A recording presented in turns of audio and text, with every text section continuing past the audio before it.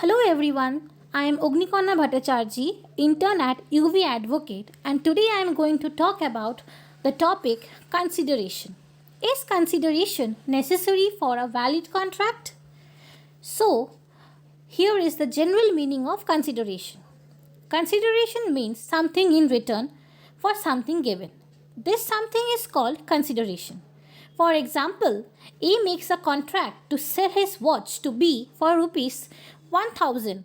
For A, rupees 1000 is the consideration, and for B, the consideration is watch.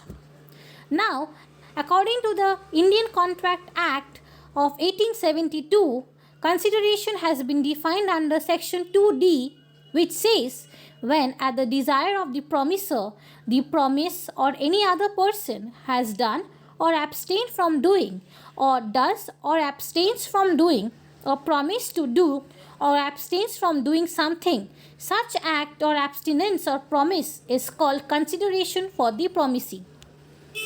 Now, we will look about the essential elements of considerations. We will discuss it in one by one. Number 1, consideration must move at the desire of the promisor. Any action or abstinence from action must be at the desire or request of the promisor. It means consideration must move by the desire of the promisor. The promisor is going to decide what type of consideration he wants in agreement. If any action or consideration is done by third party or is done without the consent of the desire of the promisor, then it is not a consideration. The promisor can only decide what type of consideration he wants in his agreement. Number 2, consideration may move from the promisor or any other person. It is not necessary that the consideration is from the promisee. It may come from any other person. It is necessary that consideration have to be there in a promise, but it is not necessary to see who is giving the consideration. It can move from the promisee or any other person. Number 3, consideration may be a promise to do or abstain from doing something. It can be a negative or positive act. In a positive act, the promise does something at the express wish of the promisor, whereas in a negative act, the promise abstains from or postpones doing something at the wish of the promisor. Example, A makes a contract to sell his house for rupees 10 lakh to B. In this case, 10 lakh is a positive consideration for A. On the other hand, if A has given a loan of 10 lakh to B to be paid back by a certain date and is thinking of filing a suit because he has not received payment and is approached by B with a request not to file the suit and accept 1 lakh as interest for 1 year, after which he will repay the loan, it will be a negative act which is a consideration for A not filing the suit. Now coming here, consideration may be of 3 types. The Indian Contract Act recognizes past, present and future consideration, whereas the English law does not recognize a past consideration. Present consideration can be called as executed, future consideration is called as executory, and past is not accepted. Now, the definition of the 3 types of consideration. Past consideration. When a consideration by a party for a present promise was given in the past, that is before the date of the promise, it is said to be a past consideration.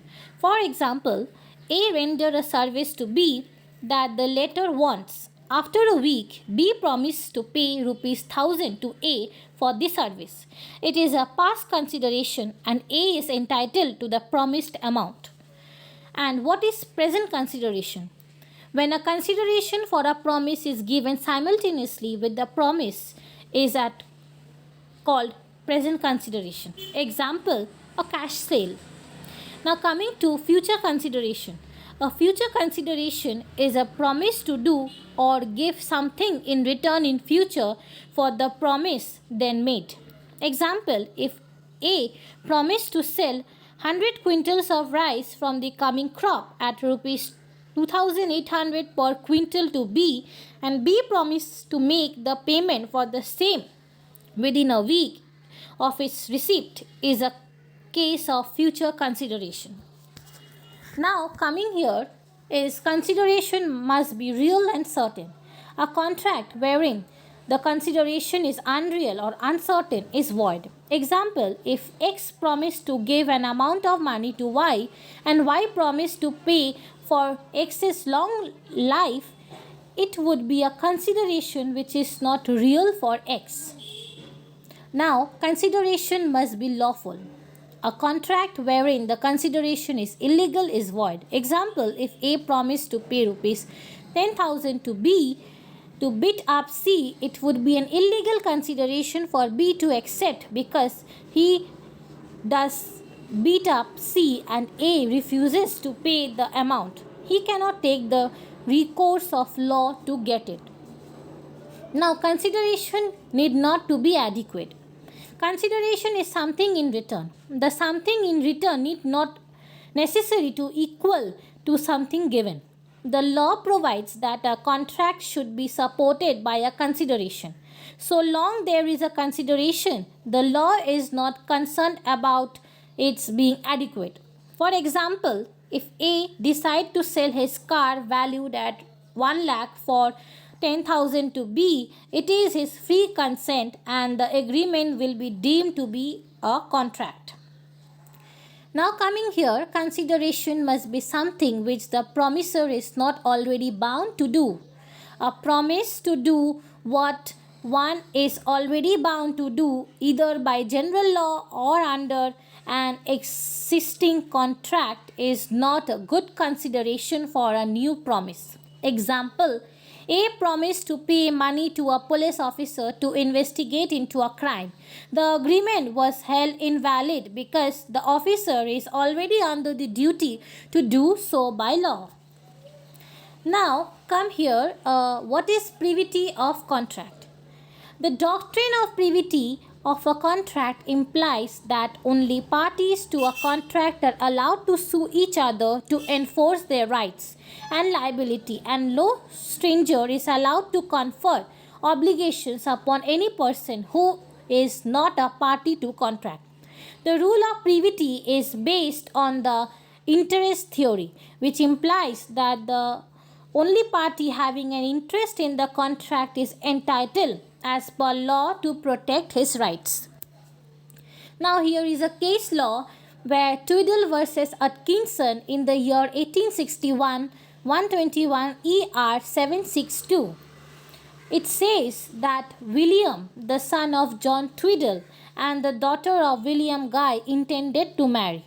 John Twiddle agreed with William Guy in written that they both should pay money to the husband. William Guy died before paying money to William Twiddle's. Guy executor refused to pay the money to Twiddle. He sued the executor to the estate.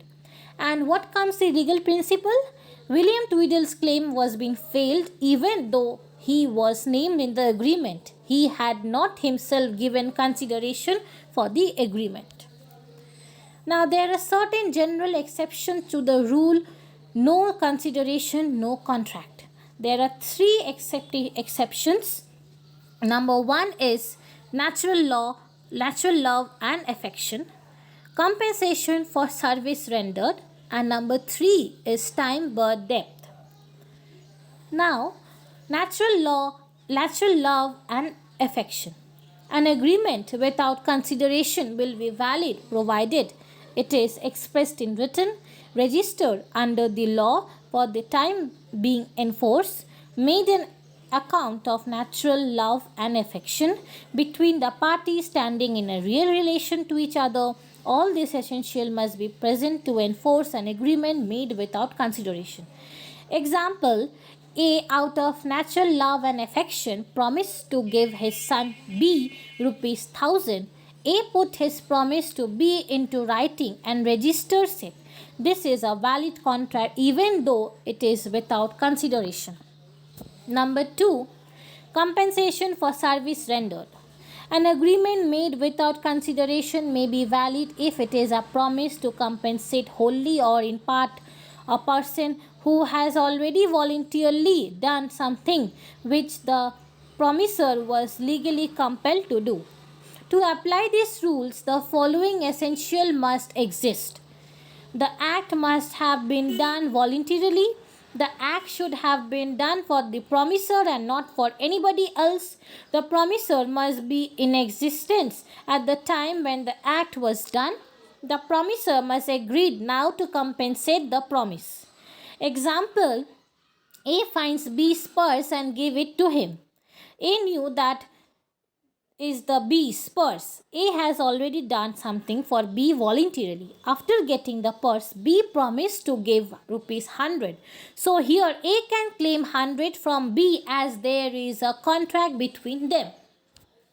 Now the third one is time barred debt. A promise to pay time barred debt is also enforceable, but the promise must be in written and be signed by the promisor or his agent authorized in that behalf. The promise may be to pay the whole or part of the debt, or oral promise to pay time barred is unenforceable. Example: bank loan. Thank you.